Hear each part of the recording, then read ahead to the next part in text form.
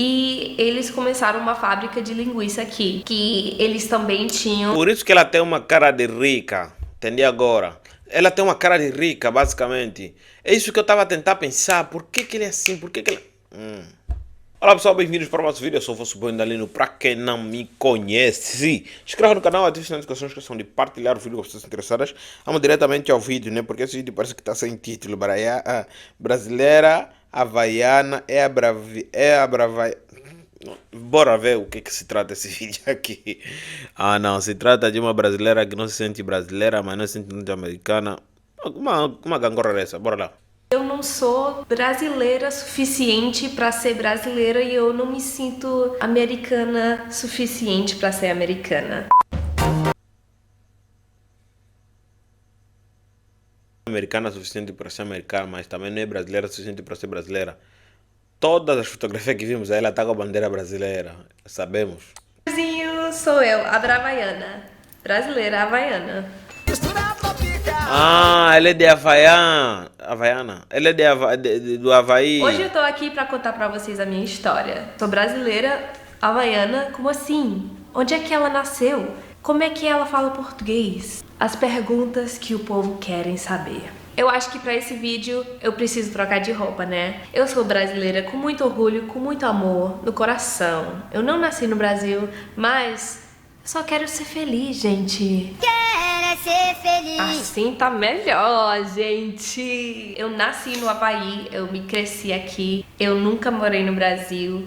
A minha história é muito legal e eu tenho muito orgulho. Nunca viveu no Brasil, mas tem esse português lindo e perfeito. Explica, mana. Da minha família, dos meus avós, tudo que eles conquistaram, que eles deixaram o Brasil pra trás e vieram pra cá pra fazer uma vida melhor pra gente. A minha avó, ela é de São Luís, no Maranhão, e o meu avô, ele é húngaro. E eles se conheceram no Maranhão. E a irmã do meu avô, ela é pintora. E ela se mudou pro Havaí e foi assim que eles vieram pra cá. E é engraçado porque ela tinha a oportunidade de se mudar para Nova York ou o Havaí. E eu não sei porquê, mas eu sempre tive um sonho de conhecer Nova York. Eu sempre tinha uma paixão que, na certa, foi isso, né? Essa escolha antes de eu nascer, não sei. Voltando pra história. Eles se mudaram pro Havaí em 1967, eu acho que era. E eles começaram uma fábrica de linguiça aqui, que eles também tinham. Por isso que ela tem uma cara de rica, entendi agora. Ela tem uma cara de rica, basicamente. É isso que eu estava a tentar pensar. Por que que ele é assim? Por que que ele... No Brasil, no Maranhão. Os meus avós vieram pra cá com a minha tia, que tinha 1 ano, 2 anos. Aí minha mãe, ela nasceu aqui. Minha outra tia nasceu aqui, aí o resto da família nasceu aqui. Eu tenho muito orgulho dos meus avós, a coragem que eles teve pra se mudar pra cá, de começar uma vida nova. E especialmente essa parte da cultura brasileira que eles enfiaram na gente. Eles realmente forçaram a gente a falar em português. Eu me lembro de tantas vezes chegando em casa do colégio com muita fome, falando assim naturalmente, I'm hungry, I want a snack. E eles olhavam pra gente assim, eu não falo inglês. E eles Típico, é típico lusófono, muito bom. Sabe, ela é a segunda geração de brasileiros que nasceram fora do Brasil. E simplesmente eles enviaram goela abaixo português. Tu vai ser brasileira na marra, entendeu? A parada é louca. Queres um lanche? Queres um lanche bom, gostoso?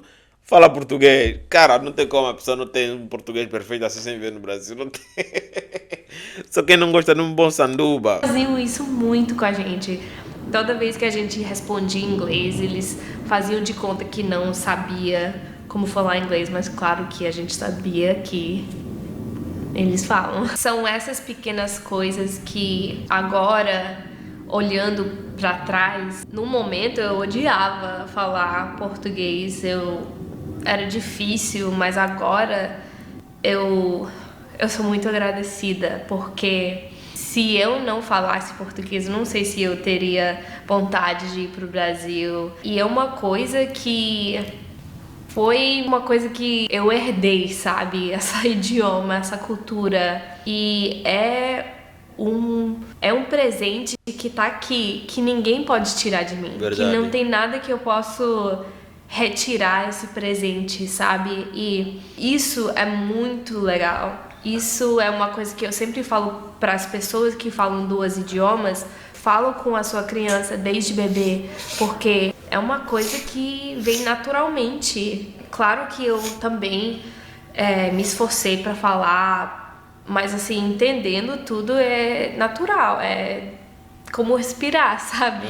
O mais incrível da minha família é que é 3 gerações, né? Sim. Então minha avó chegou aqui, passou a cultura e a língua para minha mãe, aí a minha mãe passou a língua e a cultura para mim, porque normalmente a primeira pessoa chega, aí a segunda geração fala com eles na idioma, aí não passa mais. Então eu sei que Tem a minha diversas pessoas assim, tem alguns atores hollywoodianos que têm uma,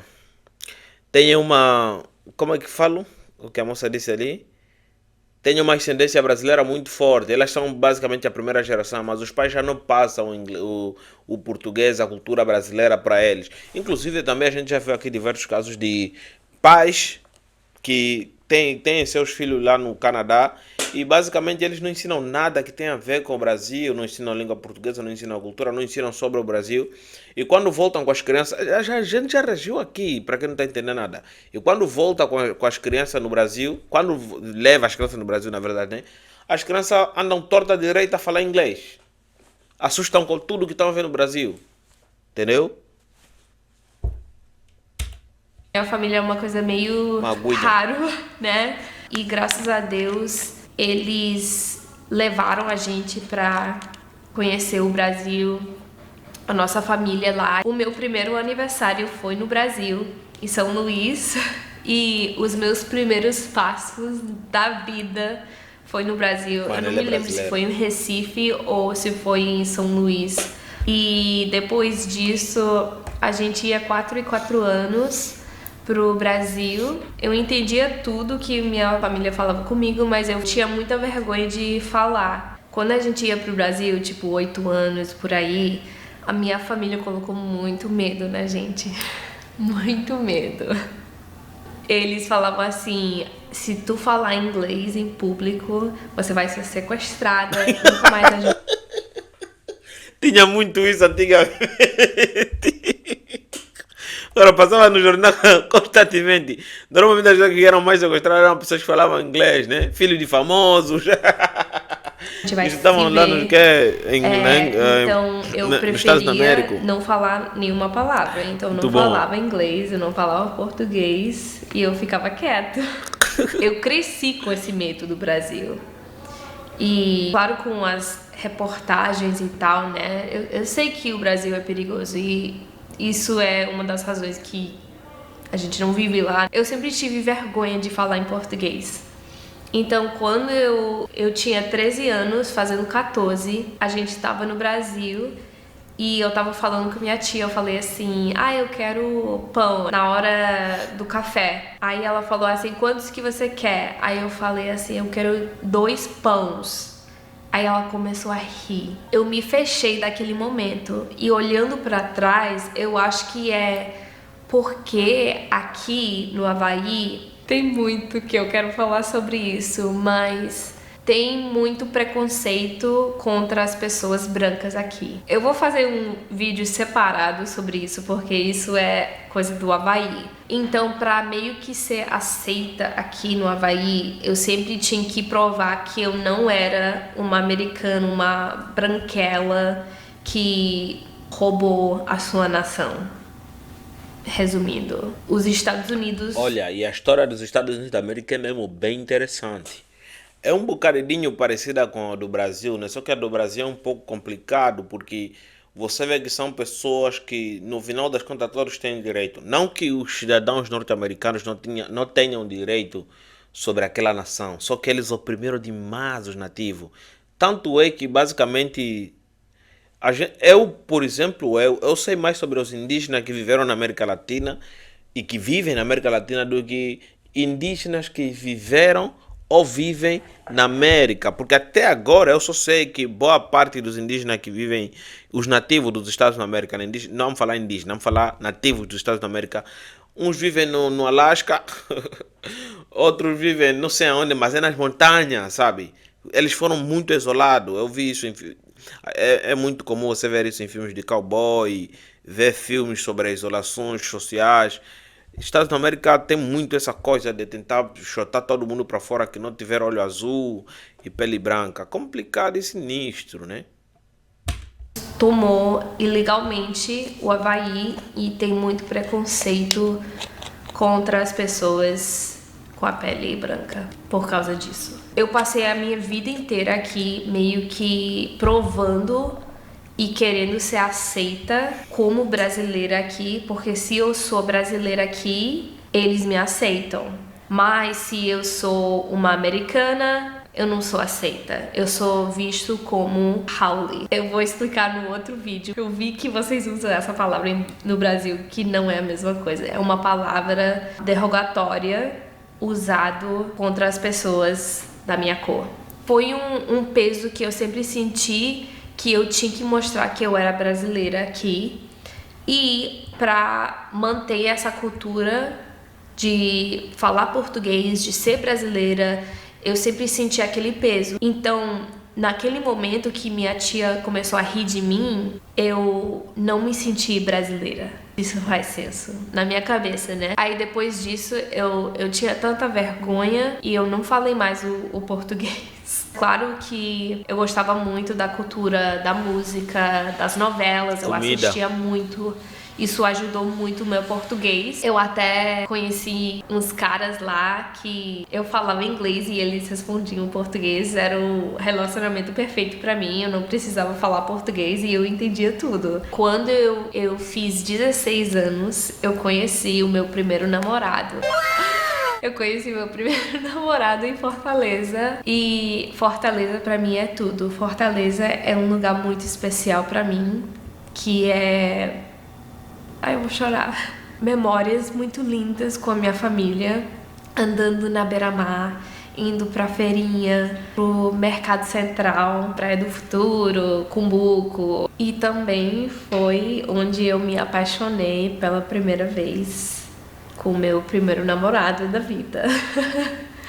E ele é de Fortaleza. Ele não falava inglês, mas eu gostei muito dele, assim, foi amor à primeira vista. A minha família conhecia a família dele, mas eu nunca tinha conhecido ele antes. Então eu conheci ele, assim, ele também amou à primeira vista e realmente foi uma história de amor muito lindo. Cara, eu não sei se eu tenho que ouvir isso, não sei.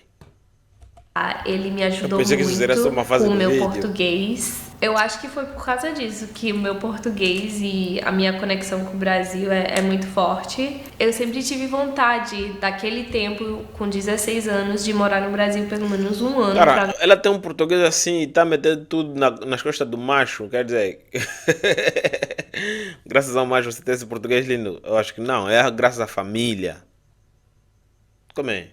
Ver como é a vida lá. Eu sou a única da minha família que não tem passaporte brasileiro. O meu pai, ele é totalmente americano, ele é de Arizona. É engraçado, né, como Deus é. O Havaí e Fortaleza são lugares turísticos, o paraíso, né, que as pessoas vão pra curtir as praias. E Fortaleza é o sertão e também Arizona é o sertão dos Estados Unidos. Então foi meio que destino, né, que eu fosse desses dois lugares. O consulado brasileiro sempre vieram pra cá, mas só que meu pai não me deu os papéis dele e é por isso que eu sou a única da minha família que não tem passaporte brasileiro. Mas tudo bem, eu quero muito trabalhar nisso porque eu acho muito importante pra mim e eu sou a única da minha família que quer morar lá, acredita? Então eu tive esse relacionamento. A gente estava junto por 3 anos e meio. Ele se mudou pra cá, não deu certo, tudo bem. Depois disso, meu português, assim... Eu sei que eu sou fluente, mas às vezes eu fico gaguejando. Uma coisa que eu vi nos comentários, nas redes sociais, que meu sotaque vem e volta e sai quando quer, mas é como qualquer coisa humano, sabe? Você é aquilo que você consome. Você vai virar aquela pessoa através das pessoas que tá no seu redor, né? Isso é pra tudo, não é só idioma, mas se você tá com amigos que só falam palavrão, você vai acabar só falando como eles, falando palavrões. Quando eu tô no Brasil, meu português ele tá sendo praticado, ele tá saindo melhor porque eu tô escutando as pessoas. Mas quando eu tô aqui no Havaí, eu e minha mãe, a gente tem o costume muito horrível de falar misturado inglês e português. Vamos dizer, por exemplo, mãe, eu tava com fome, and then I went to Foodland, mas aí they didn't even have what I wanted there. A gente fala assim, bem misturado. Então, é uma coisa muito legal pra fazer, porque qualquer palavra que sai primeiro, mas é horrível, porque quando eu chego no Brasil, eu tô lascada. Isso era uma outra coisa que eu queria falar. As pessoas falam assim, você fala como cearense, do Nordeste. E é engraçado, né? Porque, tipo, a minha família me ensinou. É o único português que eu sei. Eu aprendi em casa, né? Tem muitas palavras que são cearenses que eu não sabia e eu ainda não sei o que é cearense e o que é português do Brasil. Por exemplo, eu tava com meu primo, aí eu falei assim,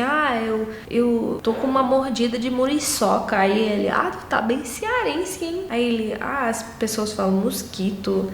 E eu, a palavra assim, que todo mundo sabia. Mas é uma coisa bem legal que a minha família inteira, a gente ama o Brasil, a gente sente aquela sensação de família, seja bebendo guaraná ou escutando música ou assistindo novela. É uma conexão que a gente sente e é muito legal isso da cultura e eu sou muito agradecida de ser brasileira. Toda vez que eu ia pro Brasil, eu sempre era gringa, que ninguém me aceitava como brasileira. Mas assim, meu coração é. E realmente, assim, como eu falei no começo, eu sou muito brasileira pra ser americana e eu sou muito americana pra ser brasileira. E isso é a minha vida, eu sou os dois, eu sou uma mistura dos dois. A palavra saudade é uma palavra que eu conheço muito bem, que é difícil, você tá aqui, você sente saudade de lá, e quando você tá lá, você sente saudade daqui. E depois que eu cheguei dessa viagem agora, não sei o que é, mas eu tô sentindo uma saudade muito grande. Foi meio que um crise de quem eu sou. Essa conexão que eu tenho do Brasil tá muito forte. E depois que eu cheguei, eu fiquei assim, meio que... Quem eu sou? Eu sou brasileira, eu sou americana, como é que eu sou os dois?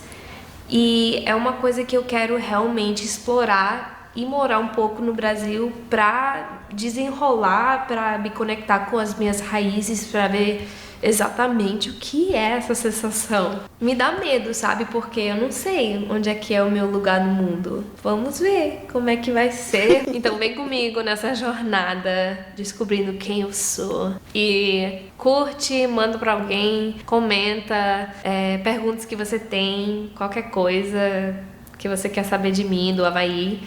E eu espero morar no Brasil um dia. Beijo, aloha. Olha, uma coisa que a gente deverá levar em consideração que, primeiramente, né, vamos já falando aqui, ela tem um ar de patricinha, e eu realmente acho que ela seja uma patricinha, né, mas não que tenha aquele ar de patricinha arrogante que tenta humilhar todo o pobre que vem pela frente, que tenta atropelando todo pobre que vem pela frente. E outra coisa é que nós não podemos negar que ela é brasileira.